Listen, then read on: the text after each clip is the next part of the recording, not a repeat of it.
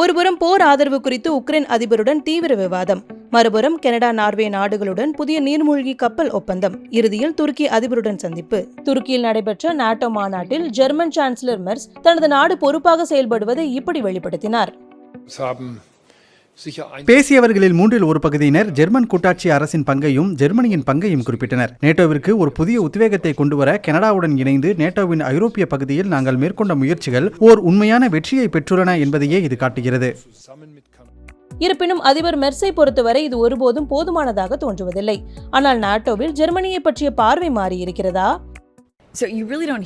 Germany மீதான விமர்சனங்களை நீங்கள் இப்போது கேட்பதில்லை. அது நேட்டோவில் பரவலாக இருந்தது. ஆனால் இப்போது ஜெர்மனி தனது பாதுகாப்பு வரவு செலவு திட்டத்தை வியத்தகு முறையில் அதிகரித்துள்ளது.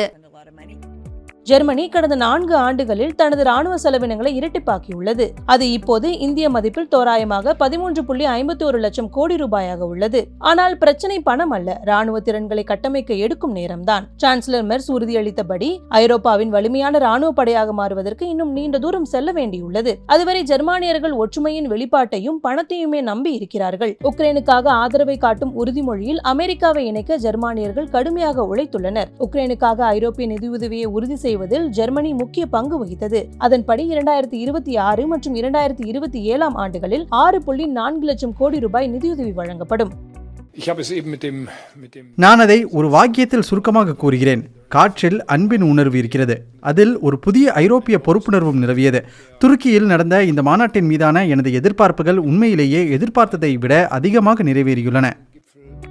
இந்த உத்வேகம் ஐரோப்பாவிலிருந்து மேலும் அதிகளவில் அமெரிக்க படைகளை திரும்ப பெற ட்ரம்பை நிர்பந்திக்க செய்யுமா என்பது வேறு விஷயம்.